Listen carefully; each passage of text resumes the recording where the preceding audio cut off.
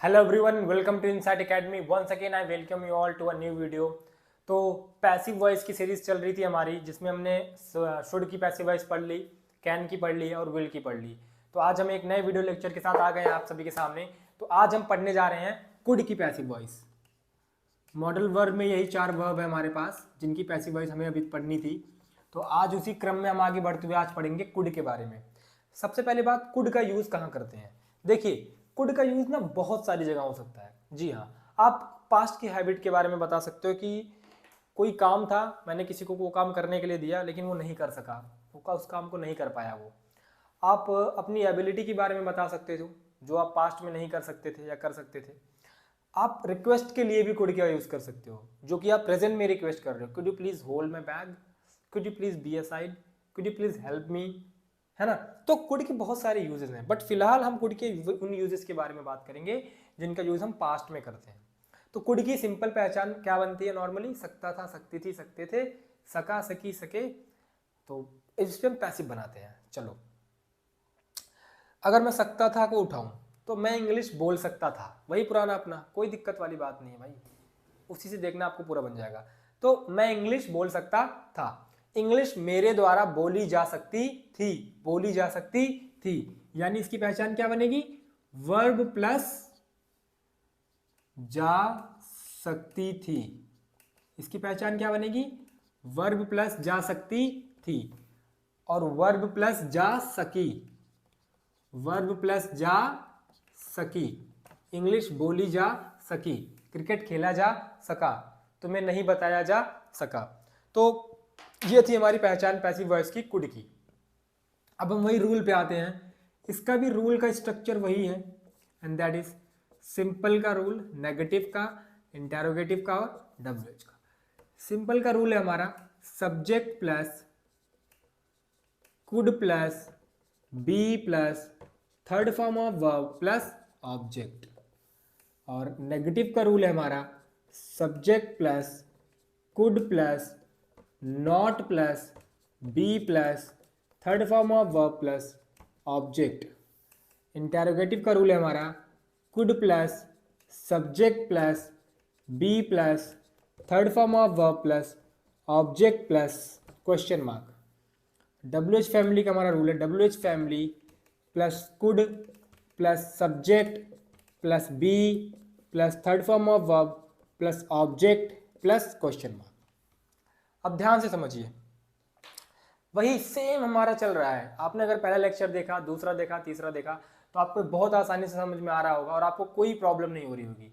But in case आप direct इस video के थ्रू आए हैं तो मैं आपसे रिक्वेस्ट करूंगा कि उन वीडियोस को जरूर देखें, बाकी यहाँ भी समझने की कोशिश करिए। चलिए कि एग्जाम्पल्स लेते हैं, ठीक है।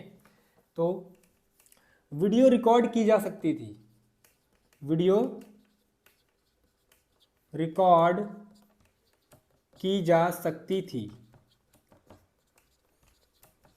वीडियो रिकॉर्ड की जा सकती थी। तो इसकी पैसिव वॉइस अगर आप बनाओगे, कैसे बनाओगे? Video video could be recorded. एक बात आपको फिर से नहीं भूलनी है कि पैसिव वॉइस में सब्जेक्ट वो होता है जिसके ऊपर काम होता है, ध्यान रखना। पैसिव वॉइस में मैंने आपको कहा है कि आपको सब्जेक्ट उसको मानना है जिसके ऊपर काम हो रहा हो, बस एक लाइन, यही लाइन आपको याद रखनी है, बाकी तो सब चुटकियों में हो जाएगा, है ना। तो video could be recorded, video record की जा सकती थी। अगर मैं इसका नेगेटिव बनाने की कोशिश करूं तो क्या बनेगा? Video could not be recorded. I am sorry sir, किसी प्रॉब्लम की वजह से वीडियो रिकॉर्ड नहीं की जा सकी, है ना। Due to some reasons the video could not be recorded, so can I record it again? क्या मैं उसे दोबारा रिकॉर्ड कर सकता हूं? तो अगर मैं इसका इंटेरोगेटिव बनाऊंगा तो क्या बनेगा? कुड द वीडियो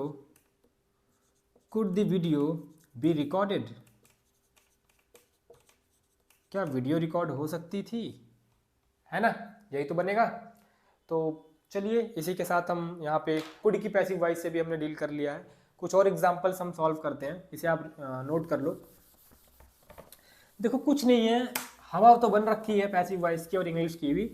अगर आप सच में इंग्लिश एक प्रॉपर वे में सीखें ना, अच्छे से लेक्चर्स लें और चीज़ों को समझने की कोशिश करें, उनको कैसे लिंक करना है वो समझने की कोशिश करें, तो हाँ आप सच में इंग्लिश सीख सकते हैं। बट अगर आप टाइम पास करें और सोचें कि मैं मेरी एक वीडियो देख लो, आप किसी और की एक वीडियो देख लो, या कहीं और जाके 1 महीने क्लास ले लो, और आप सोचो कि घर में रजाई में बैठ के मैं इंग्लिश सीख जाऊँ, तो भाई नहीं सीख पाओगे। इवन सेंटेंस के स्ट्रक्चर्स बनाने ही नहीं सीख पाओगे।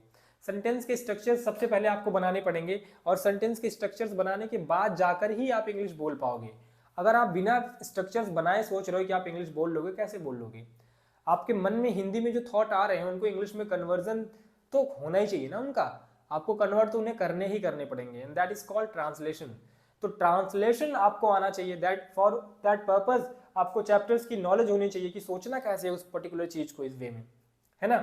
तो हम हिंदी से इंग्लिश सीख रहे हैं फिलहाल के लिए, इस वजह से इसका बहुत ज्यादा रोल है। चलिए और कुछ एग्जाम्पल्स हम करते हैं। चलो अब एक एग्जाम्पल इंग्लिश के ऊपर देते हैं। क्या हमारे द्वारा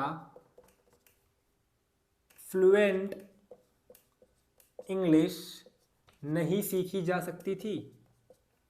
फ्लुएंट इंग्लिश नहीं सीखी जा सकती थी।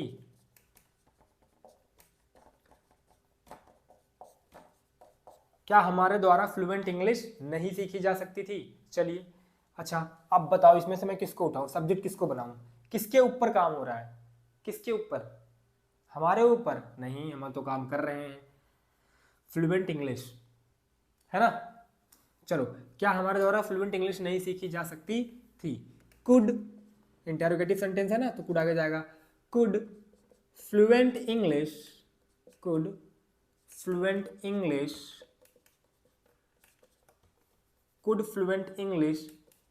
not be learned by us। अब एक चीज का ध्यान देना, मैंने क्या करा, आप इसको ऐसे ही बोल सकते थे, could English not be learn by us fluently. अब एक चीज का ध्यान देना, यहाँ पे एक जो पॉइंट है नोटिस कर रहे हो, नॉट, यहाँ मैंने इसको इंटेरोगेटिव बनाया और इसके साथ साथ मैंने इसको नेगेटिव भी कर दिया। तो ये स्ट्रक्चर है हमारा इंटेरोगेटिव प्लस नेगेटिव। अब ये तो मैंने आपको बताया नहीं था पहले लेक्चर में, कुछ नहीं है। जब हम नेगेटिव सेंटेंस को इंटेरोगेटिव सेंटेंस बनाने की कोशिश करते हैं तो हमें क्या करना पड़ता है, हमें हेल्पिंग वर्ब को आगे लाना पड़ता है।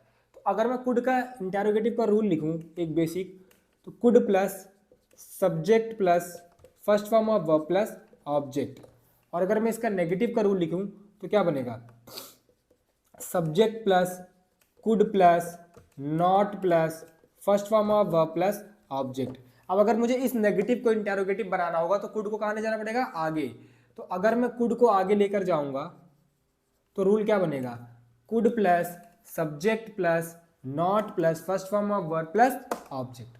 तो इसके लिए आपको अलग से कोई रूल याद करने की जरूरत नहीं है। आप या तो इसको ऐसे याद कर लो कि सब्जेक्ट के बाद नॉट आता है। जब भी हमारा सेंटेंस इंटेरोगेटिव प्लस नेगेटिव होगा या WH फैमिली प्लस नेगेटिव होगा, तो जो नॉट होगा वो सब्जेक्ट के बाद आएगा, है ना।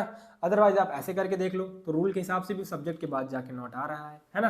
कुड प्लस सब्जेक्ट प्लस यहाँ पे क्या आ जाएगा, नॉट आ जाएगा।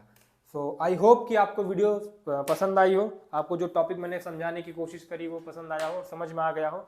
तो इसी के साथ हमने मॉडल वर्ब की, चारों मॉडल वर्ब की, शुड की, कैन की, विल की एंड कुड की पैसिव वॉइस हमने खत्म कर ली। अब हम बढ़ेंगे पैसिव वॉइस में टेंसेस की तरफ, अदर चैप्टर्स की तरफ। बहुत ज़्यादा इंपॉर्टेंट है, जो कि ये भी बहुत ज़्यादा इंपॉर्टेंट है। Without using such kind of things you can not be able to speak any more, क्योंकि ये बहुत ज़्यादा ज़रूरी है। तो आप ऐसी वीडियो को देखते रहिए, वीडियो को शेयर करिए, पूरी प्लेलिस्ट में बना दूंगा, आप प्लेलिस्ट में सीक्वेंस में वीडियोस को देखिए ताकि चीज़ें आपको अच्छे से क्लियर होती रहें। तो ठीक है, इसी के साथ में मिलते हैं आपसे एक नई वीडियो में। सो तब तक के लिए बाय, और ऐसी वीडियो देखते रहिए। Thank you so much.